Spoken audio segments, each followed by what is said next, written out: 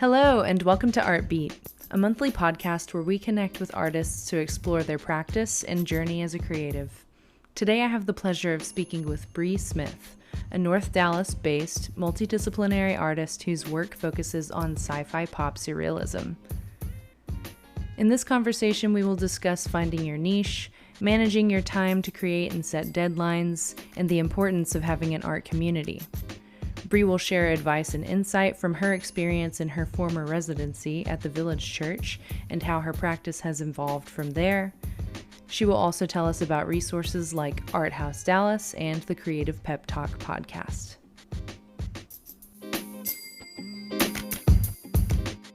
I'm so excited to have you on, Bree. Thanks for joining, and how's it going? How's your week been? It's been a minute since we've connected, so. No, thank you for having me on. I'm excited to do this today. It's been good. I got this wild hair to paint a mural in my garage. I mean, it's something I'd thought about, but like over the weekend, I was like, I'm gonna do it next weekend because the weather is fleeting, like the good Yeah, weather. And so I'm just like, I'm determined to get it all designed and buy all the supplies and do it on Saturday. So we'll see how that turns out, but that's the goal. that's exciting. Yeah, Yeah. murals is something that I wanted to ask you about, so we'll talk a little bit about that later. But Yeah. I'll start with, I guess, where we connected first, talking about Art House Dallas, which is a nonprofit organization that we're both affiliated with. And I was able to go to the Art of Business workshop. It was like a weekend workshop.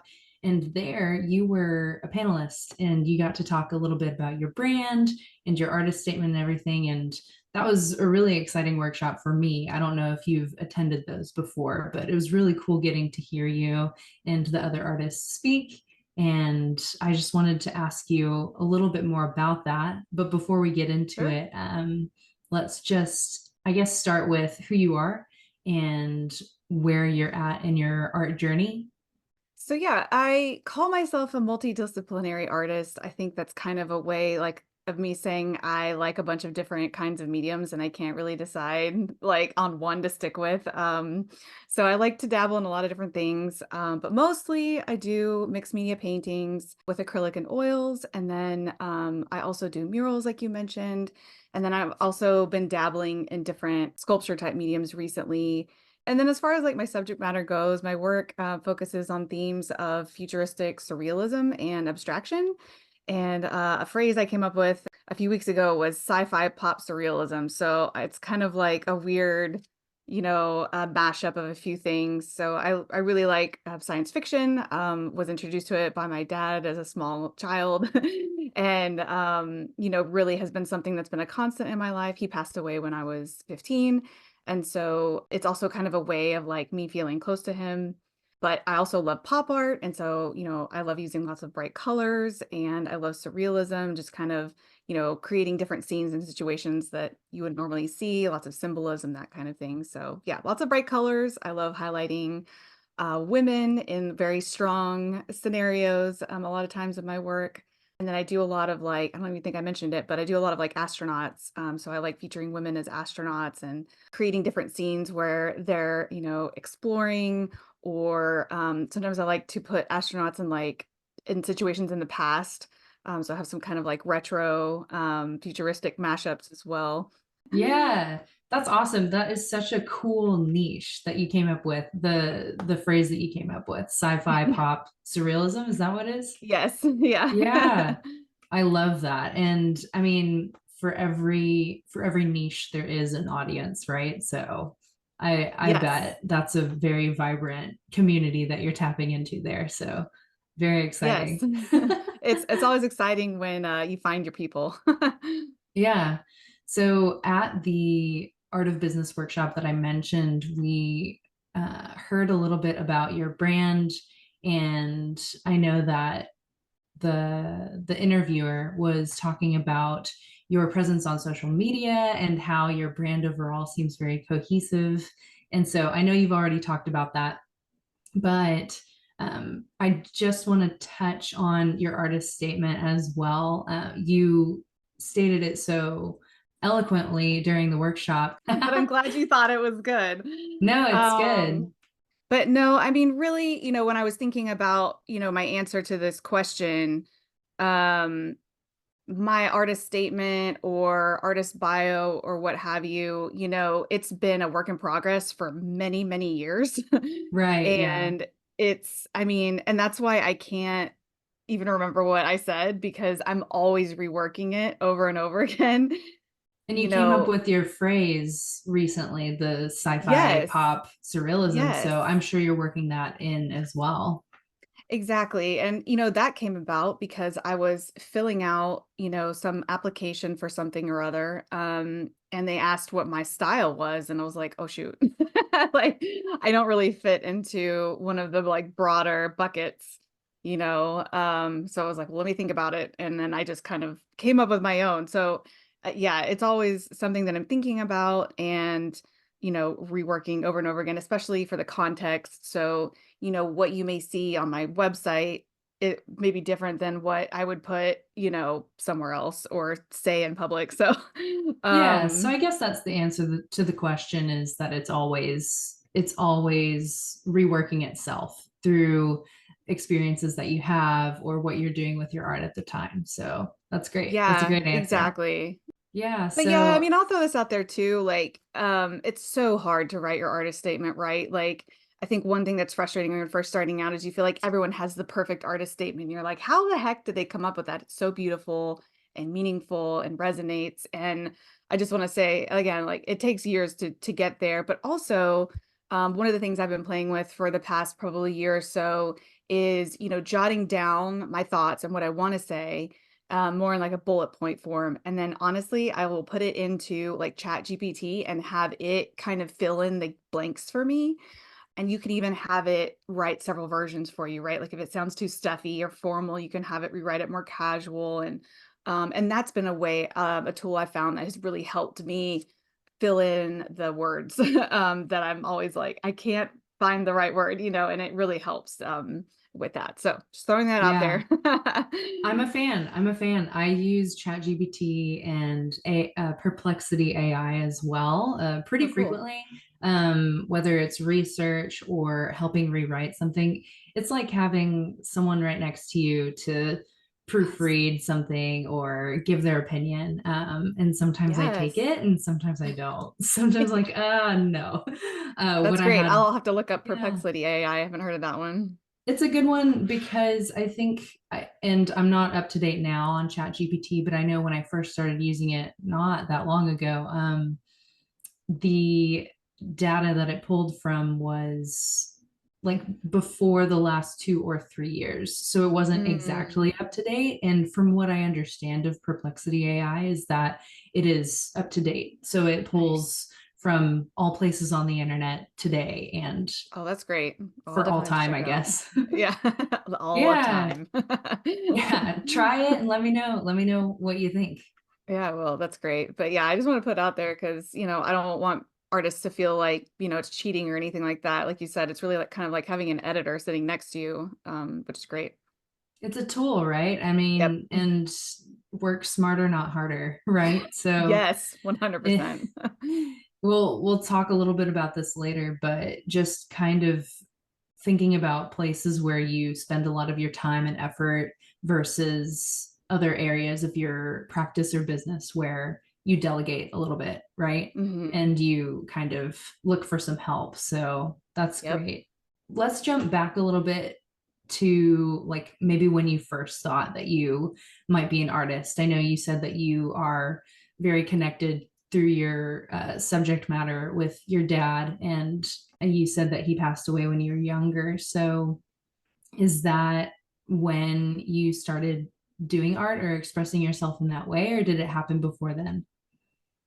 Yeah, it actually happened way before then. It's so interesting the things we remember, or like our earliest memories, right? But one of my earliest memories, it's so funny. I remember being like in preschool. I have an older brother, and when I was little, I wanted to do everything he wanted to do.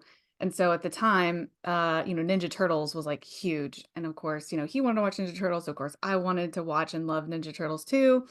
And so one of my earliest memories is being at preschool and like drawing Ninja Turtles. And I just remember like kids coming up to me and asking me to draw them like their favorite Ninja Turtle. And I just remember that feeling, even now, even though I must have been very young and my drawings are probably not very good, but just like how good that made me feel. And that was kind of a recurring theme for me growing up. It was, I not very athletic. I don't have like a ton of talents, but the one thing that I always got praised for was my artistic talent. And so I think like being a natural like people pleaser, kind of golden retriever type person, I was like, yes, I want more of that feeling. And so I just kind of kept going with it because I would get that positive reinforcement as a kid. But I grew up in a small town in East Texas, and that wasn't a very common like hobby or vocation there, right? So I didn't know any professional artists. We didn't have any art museums close by to go to. Um, so, it was really just something I did for me and really didn't ever think about it being a profession for a long, long time. And, I think graduating from high school, um, I was just, my mindset was more of like, how do I provide for myself and how do I get a paycheck? And again, just never occurred to me to pursue art at all in that way. And so I didn't even go to school initially to be an art major, which is so funny to me looking back. But after the first semester in college, I didn't have any art classes. I was like, "Oh my gosh, like I have this big hole in my life. Something is missing." And I realized I couldn't cut that out of my life because it was such a big part of who I was and expressing myself. And so yeah, after first semester in college, I like went and changed my major to art and never looked back. But it's weird. Like you'll see this recurring pattern in my stories is like I didn't think I was an artist, and then I realized I was an artist, but I didn't think I was an artist, and then I realized I was an artist. It's kind of up and down thing that has happened constantly with me. So I got my art degree. And at the end of that, I was like, what's next? I don't really know like what I want to do because again, it never occurred to me to either pursue full time as an artist, with some kind of other supplemental income or being a teacher. Like those things had never occurred to me until after I graduated. I think about a year after I graduated from college, I was like, well, being an art teacher might be something I could pursue because I was actually really inspired by my high school art teacher. She really opened my eyes. Again, didn't really have a lot of exposure to the arts growing up, but she really kind of broadened my horizons, if you will, by exposing me to different kinds of art. And I was like, well, I would like to be that for kids and the next generation or whatever. So like I can get my heart into that. Like, yeah, I can do that. And so I actually became an art teacher for a few years. But again, like during that time, I wasn't really making art for myself, outside of like making the examples to like show the kids and stuff. I really wasn't, yeah, creating for me. And so ultimately, ended up walking away from being a teacher because I felt again this kind of like thing missing in my life of like I want to create art. So yeah, so at that point, I decided to get into design because I felt like it would be a way for me to be creative, but also wouldn't kind of like zap all of my artistic energy because it's very different kind of creativity when you're creating design work for clients or for someone else. They're kind of giving you all of the guidelines, right, and rules to follow. And so again, I kind of felt something was missing, but I took like a 7-year break after college. It's what it ended up being. It was like 7 years from graduating college until I decided it was like in 2015, I think. I was like, I just felt this urge to start creating again. And at that point, I just started kind of like slowly getting back into it. And I'm happy to say that since about that time, I haven't really abandoned it at all.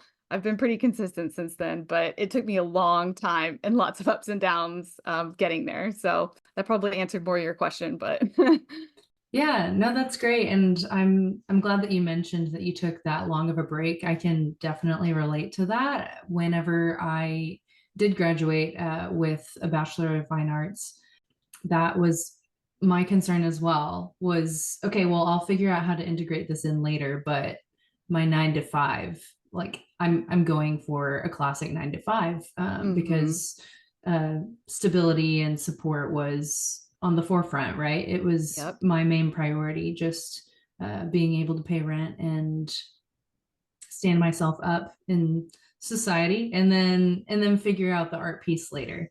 And so there's a few more pieces to that. Like I was graduating school in a different area in Texas where I had made some connections, and then coming back to Dallas feeling like I needed to start over.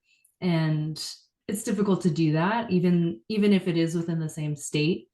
Oh yeah. But yeah, so that was something that I let hold me back, I think, that Hmm. I probably shouldn't have. But at the time, I was just worried about the paycheck. So Yeah. that's where I was going to focus my attention. And then you blink, and many years go by.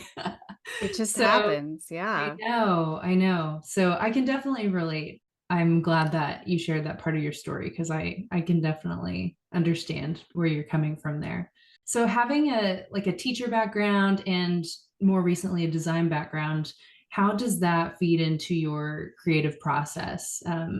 What kind of things are you taking from your other experience in either your job or just life? Yeah, I think man, so much, but I think in many ways they're very complementary to each other, having the design work that I'm doing during the day and then the artistic work. I think that the constraints I have with my design work, it fuels me and it gets me excited about my artwork, about my studio practice, because when I go to my studio, I get to decide, and so it gets me all excited to make my art, by working at my day job. And then with my art, it's kind of like the flip side of that. It's like, sometimes when you are making all of the decisions and you are self-driving at that work, that's very challenging when you don't have someone giving you deadlines or feedback constantly, or saying this is done, or even telling you what to do next, right? Like, you have all that in the day job. And so the lack of boundaries that I have in my studio practice, I seek that out and enjoy that in my full-time employment. So they very much complement each other. And it's interesting to see kind of like that push pull with both of them, because I've had moments, and probably always will, where I'm like, oh, I wish I could just make art all the time. But in reality, like, knowing myself, like, how that would probably play out. and but I do hope to have like enough personal growth at some point in my life where I can be like, okay, yes, I can have the discipline to drive myself forward, on my own, and like run my own ship, if you will. So that's the goal, is to have enough personal growth to be that person. But right now, it's very good for me to have structure. Yeah. So when it comes to making your own art in your studio practice, what needs to happen before you can start creating? Like, what are the circumstances where you feel like, okay, I can get started? Yeah. Well, that's a great question.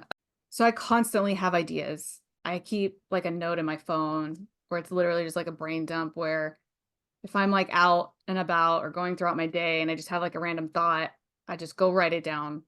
And I try to log and document as many of those as possible, because sometimes if I don't, I'm like, I had a great idea. What was it? It's going to drive me crazy. And then you almost get into this like endless loop where you remember it and you still don't write it down, that kind of thing.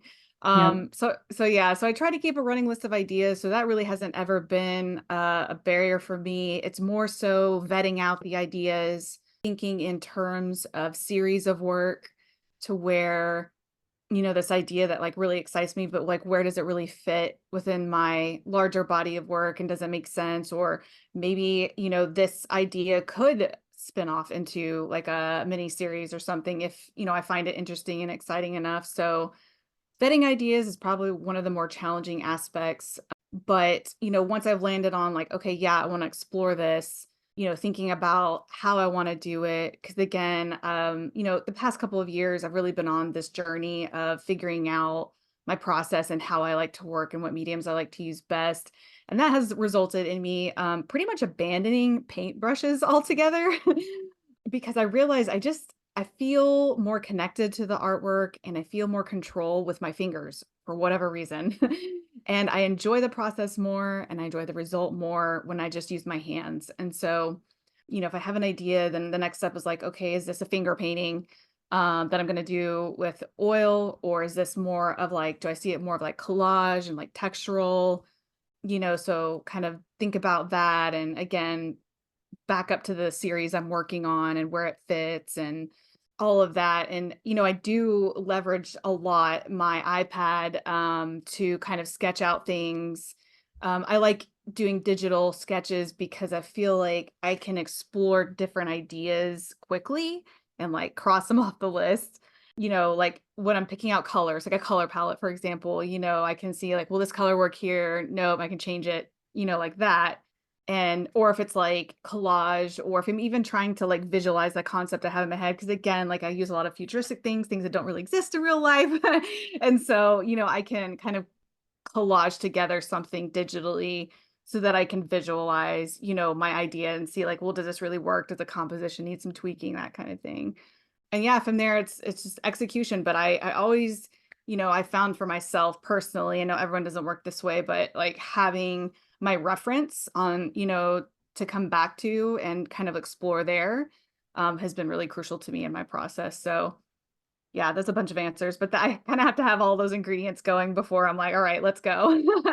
Yeah, so it doesn't just happen. Like it's planned Mm-mm. out, it's thoughtful, you have a consistent series that you're working on and all of these ideas that come from everywhere. Yeah. So, I mean, there's a lot of things that you have to keep tabs on, right? So, I Yep. get that. So, a lot of artists have a hard time figuring out what they want to say with their artwork Mm, or what they want to paint or sculpt or create, especially ones who have gone through like technical training. And so they know how yes. to paint an apple or a portrait, and they're still looking for making something that excites them. They're still looking for that subject or that goal that they want to work toward. But you have the privilege of knowing very much what you like to paint and what you enjoy creating, and that's amazing. So what does that mean to you to make something that you have such a strong connection to and that you enjoy so much? Well, I want to back up a little bit because yes, I do have a very clear vision now, but it took me a long time to get there. And it wasn't like I think I mentioned in 2015, I just kind of like snapped snapped awake and decided I want to make start making art again. I mean, I didn't know back then what I was going to do. I had no clue.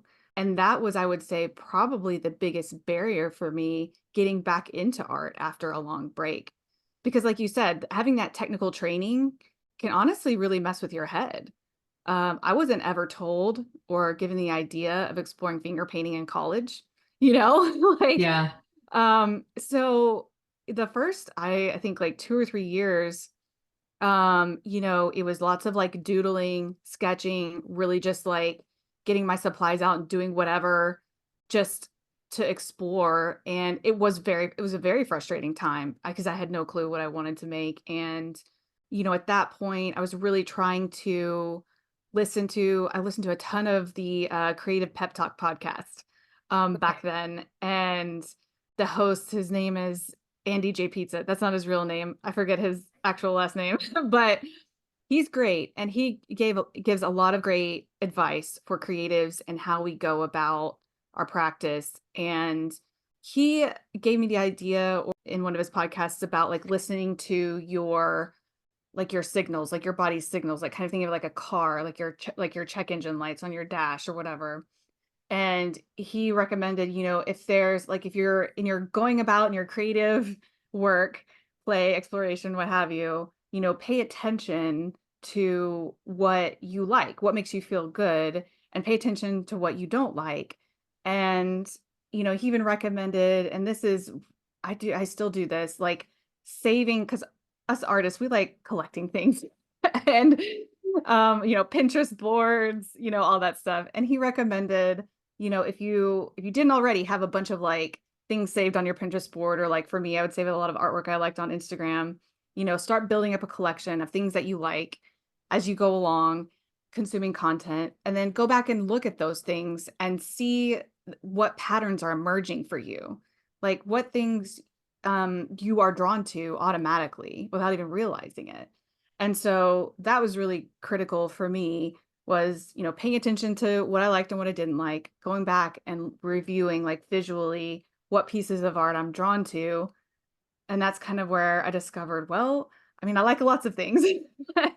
um, but that was really crucial in helping me kind of guide my path. But, I think the turning point for me was, I think it was the end of 2017 into 2018, kind of that like school year, if you will. I did like a kind of a residency with the Village Church as an artist, and it was really cool because they provided like a studio space for you, and then at the end of the program, you had like an exhibition in the Village Churches. They kind of have like this gallery space, which is really nice. And so there's a lot of pressure there, right? I was like, okay, I have to figure this out. What the heck am I doing? And I mean, it really just took like coming into the studio every day, doodling, sketching, whatever came to mind, and like getting it out. And I want to say that at some point during that program, something I read or something we had in the discussion, because there was some other, like there was some business residents and there was like a singer songwriter resident as well, and we would have discussions monthly. And I think in one of our discussions, something kind of like piqued my interest that kind of got me onto the kind of science fiction vein, but kind of more in the realm of like Revelations 21 of like the new heaven and the new earth. And that really, I guess, like sparked my curiosity. And so my first series that I created during that residency, I think it was called New Earth. And it was like all these really otherworldly abstracts that I came up with. And I mean, it really just started with me like pouring paint on a canvas and like moving it around and just, intuitively following where I felt it was leading me. And I still do some of those works now. They look a little bit different, but that was a process that I came up with just by, again, just literally forcing myself to do it and listening to those things that sparked my interest and intrigue. And let's see, that was back in 2017, 2018. So, I mean, and where I've evolved from there is pretty far removed if you go back and look at those pieces. But there's still like the core of it. Like you can kind of see like the origin story of like where that little thing took root. And then I just took that in and kept evolving it and pushing it and exploring it further and further. So yeah, all that to say, it was a very long process. You have to stick with it. Giving yourself pressure is a good thing that kind of like forces you into it. And yeah, it's really, really hard and difficult to do. So yeah, all that to say, it didn't just happen. Yeah, yeah. No, my professors always told me to create deadlines for myself, especially out of school. Nobody's going to give you a deadline. So one Such of my great advice. professors, yeah, she told me to sign up for shows and then start making the art for the shows. Yeah. Yeah, that's something that has stuck with me. So I Yep. definitely resonate with that. So that's awesome. Thinking about like different chapters and different evolutions of your art. And I guess circling back to the Pinterest board Instagram saving idea, I recently saw something that was talking about Pinterest boards specifically in, I guess, like a New Year's resolution type Mm. sense, more of a mood board for your year. So if Oh, you were to nice. make, so having one mood board for what you want your life to be or art that you like, and separating it out by year so that maybe you can look at them next to each other and see Mm. what the constant theme is throughout the years versus what new things come up and how things evolve. So that might be interesting as Yeah, well. that would be really cool. Because sometimes I do go back through like my Instagram, saved collections of artwork, and I try to divide them up kind of like by medium because I think fiber art's really cool, and that's something I want to explore more. And then like sculptures and murals and abstract and, then subjective work. And so I kind of keep them, in those buckets. But then like you can go back and see like what I saved in 2017 and then what I saved last week. And it's really interesting to kind of, because you can kind of see that progression all in one like big flow. So it is really Yeah. cool. Yeah, that's awesome. So one question I do want to ask is, being an artist, what did you think it was going to look like, and then what does it actually look like, and how does that surprise you? Oh, goodness. Yeah. I mean, I think I've touched on this a little bit, but, just thinking like as an artist, you're just gonna walk into the studio and ideas are gonna flow freely and the work is gonna come easily out of you onto the canvas.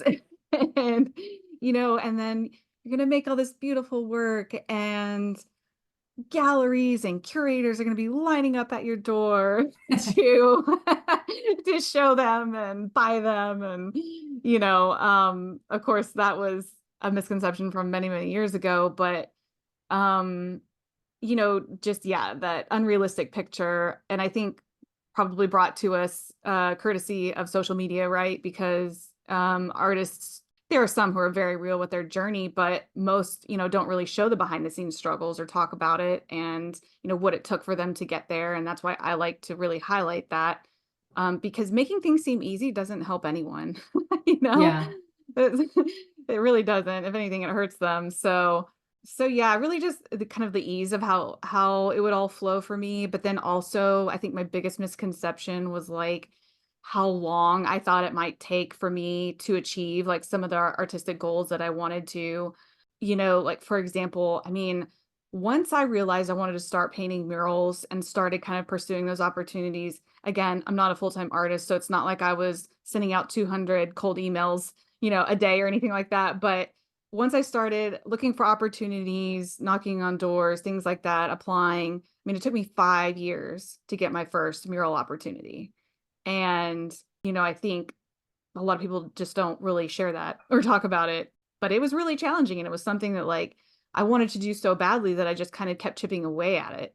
But it took 5 years. So Yeah. I just had no idea when I first started, taking my art seriously, probably would say, professional artist back in 2017 when I started that residency, but was dabbling a couple years before that. But like, 2017, like, I'm going to do this. I'm all in, thinking like, oh, in 5 years, I'll be, I'll be having like a full-time income from my artwork. It's like, to me, I mean, that probably happens for some people, but especially if you have a full-time job, like, it's very unrealistic to say or to put that expectation on yourself of like in 5 years I'm going to be there, just going at it in a part-time, time commitment kind of way. So that was Hmm. probably the biggest thing I had to really learn to accept and make peace with and not let it throw me off course.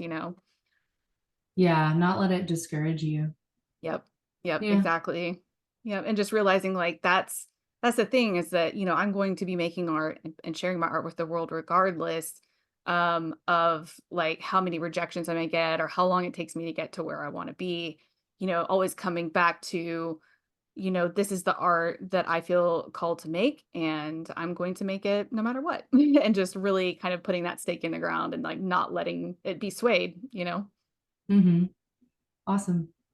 So speaking of knocking on doors and finding opportunities for yourself, I did notice that your art was featured on one of the street banners in Deep Ellum. Can you tell me a little bit more about how that came about? Was it affiliation with the Deep Ellum Arts Festival or some other area of Deep Ellum? Yeah, so that was actually a few years ago, I think. It might have been 2020. So back then, the organization that does the streetlight banners in Deep Ellum is the Deep Ellum Foundation, I believe.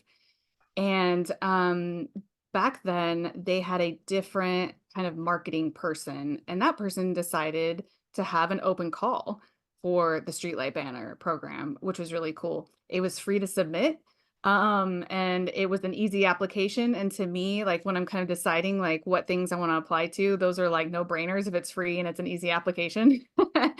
And so I was like, why not? I'm gonna submit my work. And I didn't expect to get chosen, but I did, and it was really cool. And then they like auctioned off a bunch of them, I think a year or two ago for like a fundraiser. And I wanted to go down and buy my own banner, but I couldn't make it down there that day. But I thought that was really cool. So I think they have a different person in charge of that program now. I don't know that they do open calls anymore, unfortunately. I think that it's more of I think they come up with like a theme and then they kind of curate the artists according to that theme, is what it seems like to me. But yeah, it's just an Yeah. application that I probably spent about 5 minutes doing. So. Yeah. How did you come across that open call? I don't remember. I mean, I must have just seen it floating around online somewhere, either Facebook or Instagram. I see a lot of calls on Instagram probably. But I know people use like Cafe, the callforentry.org website. I've used it before, but there's so many to wade through. Mm. It's just I found it really time consuming to kind of like sort through that and find things that resonated with me. And then you got to go through the application process. So I still kind of like pop over there sometimes to see if there's anything. But what I've noticed is that organizations who are really excited about their open call and want to kind of get it out as far and wide as possible, more than likely have a post on Instagram. So, that's usually where I see most of the calls that I submit to. But that's just me. There's lots of other ones. Yeah. No, that's great advice. So applications for different open calls, if it's free, definitely want to apply to that. But apart from that, what other things do you look for, I guess, when it comes to shows that you want to participate in? Because I know you like to do shows. Yeah, I mean, honestly, it definitely varies for me from year to year and kind of what I'm focusing on that particular year. For example, early on when I first started, my strategy was I wanted to really get my work out into shows as much as possible, to connect with galleries, connect with curators, other artists, potential buyers, so forth. So I was applying to like tons and tons and tons of shows my first few years. And what I realized through that process, I mean, I learned a lot, but one of the things I learned was, what kinds of events and shows that people are actually going to purchase work from. And also, different shows have different like time commitment levels. And that kind of goes back to like the whole 9 to 5 somewhat friction because you have to really be choosy at some point of how you're spending your time. And so I realized like the time that I was spending, let's say, because I'm up in the North Dallas area, up in like Carrollton. So the time I was spending like driving all the way down to downtown Dallas and back for a drop off, down and back for a pickup, down and back for an opening reception, down and back for a closing reception. That is a lot of time that's eating into your art making schedule, right? And so it was great that I did that the first few years, and I don't like have any regrets about doing that. Cause again, I learned a lot. It builds up your CV, especially when you're first starting out, which is great. It shows that you're active, you're putting your work out there. So I would recommend that for an approach if you're just getting started. But then at some point, I think you kind of hit that tipping point of like, if you're not a full-time artist, is saying, is this time that I'm investing going to get me to where I want to be? What is my goal as an artist? Is this going to help me reach my goal? Am I going to sell anything? Does the organization promote the event really well? Like, are they going to help me get my name out there? And if they do all those things, great. Like, I'm on board 100%, but I definitely filter through those things more now.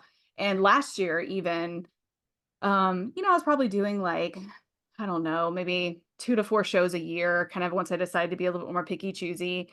And last year I decided I was like, I kind of got to a point where I wanted to explore my studio practice more, my mediums, my process again, like kind of where I discovered the whole like finger painting thing. I wanted to go on that journey and I wanted to just focus on that. I didn't want to have the distraction of prepping paintings for hanging, driving them to downtown, like going to events. And so I decided last year I wasn't going to apply to anything. Like no shows. And I was just going to focus on my studio practice. And I ended up doing 2 shows. I did one at Kettle Art because someone reached out to me about it and it wasn't, I had inventory on hand. That's another key thing is if I don't have any inventory for a show and I would have to make something, then that's even more time you're investing. And who's to say these pieces that you created just to be in the show are even going to sell, and then like, what have you invested in that really didn't move the needle any? So yeah, so I had inventory. It was going to be kind of a very easy situation. It was a long running show. Kettle Art is great and people know about it. They have a good reputation. So that was again, a no brainer for me. So I did that show and I did the Art House Dallas show. That I did create a piece for that one, but I used it as an opportunity to continue exploring what I was already exploring in the studio. And it was just one piece, and I, as a member of Art House Dallas for a long time, really want to support them and everything they do. So And those two shows were very spread out.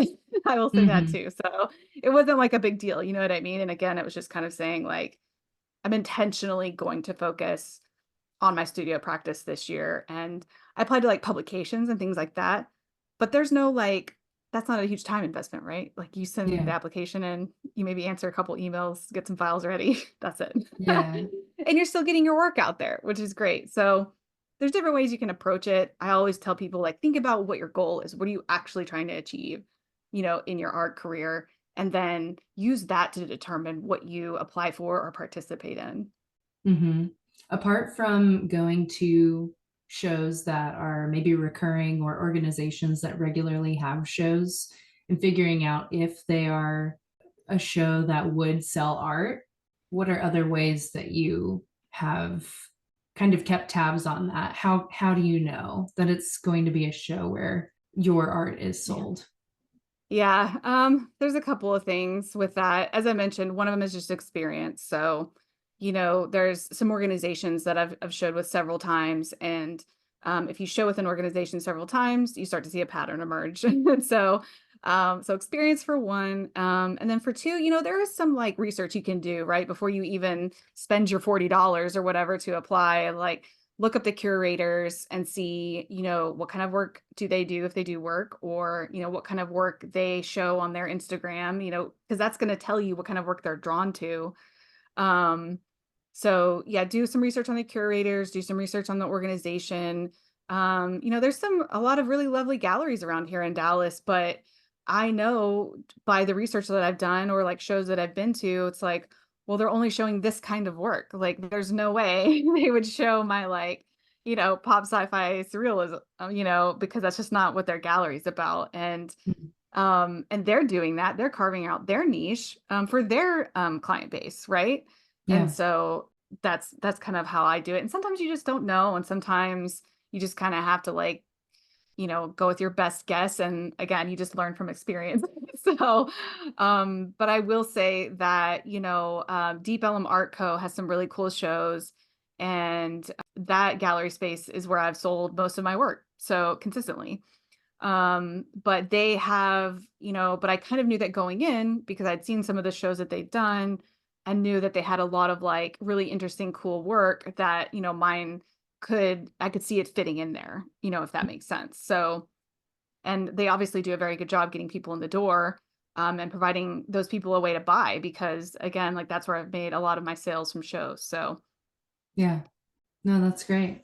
I guess pivoting back to this time, this chapter where you're not focusing on shows, you're focusing more on growth, growing your studio practice. What kind of things are you learning or hope to learn during this time? yeah. So I'm definitely not closed off to shows this year like I was last year. It's not like a concerted effort to like put blinders on and not do any. But definitely very selective at this point. But yeah, so this year, I'm still continuing to kind of pick up where I left off last year. I'm doing, I discovered I really love doing these like oil finger paintings. So I'm doing more of that. And then the way that I decided that I wanted to kind of keep exploring different things is so Angela Pitts and I were kind of like spitballing at the end of last year. And I don't even know how we came up with it, but I actually had been laid off from my full-time job. And I was like, well, I can't really go explore too much because I don't have all this like extra cash on hand to buy art supplies. And then, kind of like as the conversation progressed, I realized like we actually have tons of art supplies sitting around that, we bought and thought we are going to do something with it. We never did. And so we came up with the idea to have like kind of like a monthly challenge of like, let's find something that we already have and have like a theme and make something according to that theme or using that material or both. And that way we're not just like sitting around, kind of like we discussed earlier, like what the heck do I make? I don't know what I'm gonna make. It's just already there, the materials and the theme. So yeah, that's what we've been doing. We've been so every month we explore a new material, either upcycled, a lot of it's upcycled, or just like something we have on hand. So January was like cardboard. So I attempted making a cardboard sculpture. I did not finish. I have to come back to it, but that was really fun. And what I learned from that was I like working with my hands. I like that kind of thing. let's see. And then February was making new art out of art you already have, which was really easy for me because I make these like collages with like planets out of old artwork that I already have on hand. So that was something I was already doing. It's like great. And then the next month, March, was like old, like spring cleaning theme, old clothes or like fabric, any kind of like textiles you have laying around. Because as artists, we just like squirrel away random stuff all the Yeah. time, you know. And so I'm making a astronaut helmet out of like all kinds of fabrics and ribbons right now. So yeah, it's been really great because I'm still for the most part just sticking with my subject matter because I do want to kind of like stay consistent with that and I like it, but exploring like all kinds of different ways to do it and learning what I like to, what I don't like to do. And yeah, it's been really great. Yeah, that's awesome. Definitely a fun way to get into some methods that you wouldn't be thinking about before. Oh yeah, exactly. And I think it goes back to the whole essence behind setting your own deadlines or giving yourself pressure. It's like we have set this challenge for ourselves so that we can stick with it and feel it's a low pressure commitment, obviously, because we put it on ourselves. But we're putting it out into the world, we're sharing it with other people. So there's a level of accountability there. And, if I were to I see it being more productive this year than last year intentionally. So last year I wanted to have no pressure and just kind of like feel my way through it. But now this year, since I have some answers, this is giving me some structure to keep pushing it forward. So Yeah, awesome. Another way that you're diversifying your art methods is murals. You said you're doing a garage mural. I know that you've done large scale murals before. So let me ask you how that's gone. Have you enjoyed it? Is that something that you would want to keep pursuing then? yeah, absolutely. I mean, the weather here in Dallas right now is just so beautiful. I feel like there's really no better day for me than being outside on a day like today painting, I mean, it's just there's something about it. I don't know. And as I was thinking about it, the first time I did the first couple murals I did, I realized that because I was kind of in this journey of like, I don't like paintbrushes, but I'm using paintbrushes on these murals. And I was like, what is the differentiator here? And I think that with murals, it's tapping more into that designer side of my brain. And so I really enjoy like the clean lines and the design aspect of a mural, but getting to execute it with a paintbrush.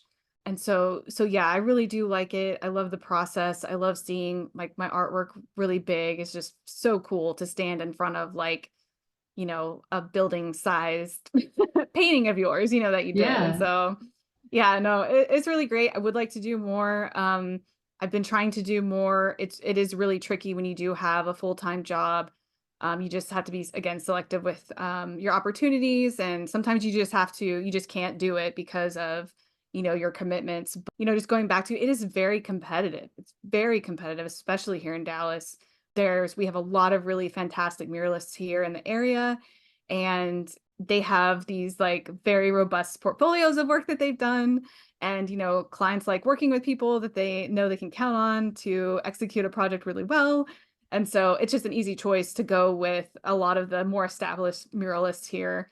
So that makes it more difficult for people like me who aren't like full-time muralists, right? Who just really enjoy doing it now and again to like really kind of like throw our hat into the ring because yeah, it is so competitive. So pushing forward on that, that's one of the reasons for doing the garage mural, besides the fact that I just like want to.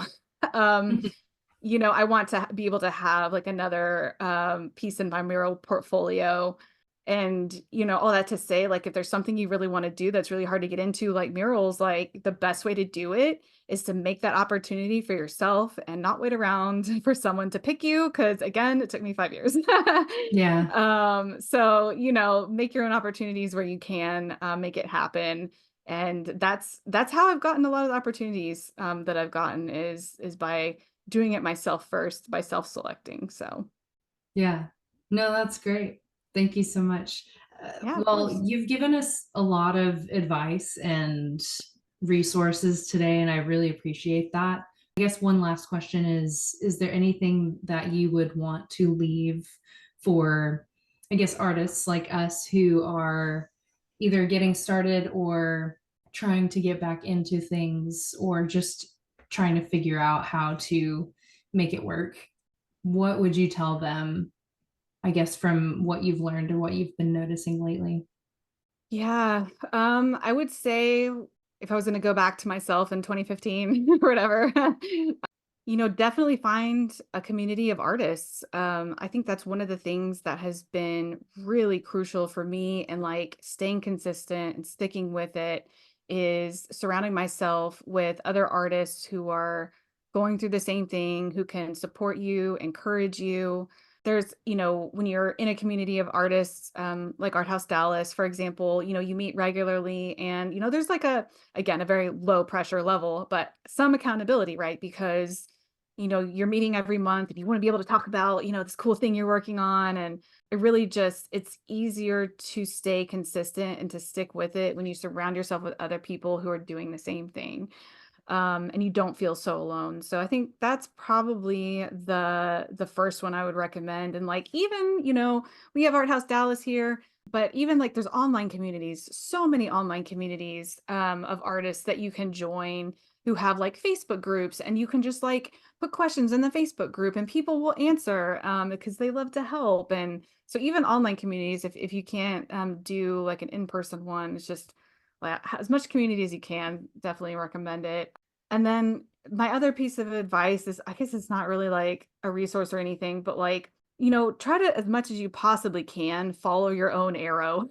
And I feel like I've talked about this a lot already, but when I first started out, one of the things I would do is like, because I was on like Instagram a lot, I would see artists doing things and think like, oh, well, like I should do that too. I should do it that way, or I should make that kind of art, or I should be in shows or whatever. And I would say, try not to be swayed early on in your journey by what other people are doing and really listen to yourself and what you like and what you lights you up, because if you do things that you don't enjoy, it's not going to go the distance. You can go. The reason I've been able to go the distance with the work that I've been doing is because I love it, because I really enjoy it. And I feel like there's always new ideas there to pull out of my subject matter. But, you have to find that thing that does that for you. And even like when it comes down to business, lots of artists do like art markets. I've chosen not to do art markets because I know that would be like my worst nightmare, to be confined to a booth, having to talk to the public all day. Not to mention, it's a ton of work to set up a booth, right? You have to have a lot of inventory, and I don't tend to keep a lot of inventory on hand. And so I've just made that decision for myself. But a lot of artists love doing it and they're very successful with it. So my advice there is just like, don't think that you have to do something a certain way because other successful artists are doing that. Like find the thing that is the best fit for you. And just learn how to like pay attention again to those signals that you're feeling when they come up. No, that's great. Stay true to yourself. Yeah, Yeah, I like that. exactly. Yep. Awesome. Great. Well, I think that's a great place to stop. I want to Awesome. thank you again for your time today, Bree, and Oh, of course. wish you luck too in your.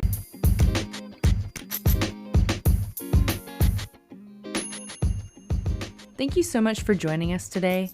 We would love to know what you thought about the episode, so please answer the Q&A and share any thoughts by leaving us a review. You can find Bree on Instagram at BreeSmithArt, that's BREE Smith Art, and her website, BreeSmith.com, where you can see her work and browse her shop.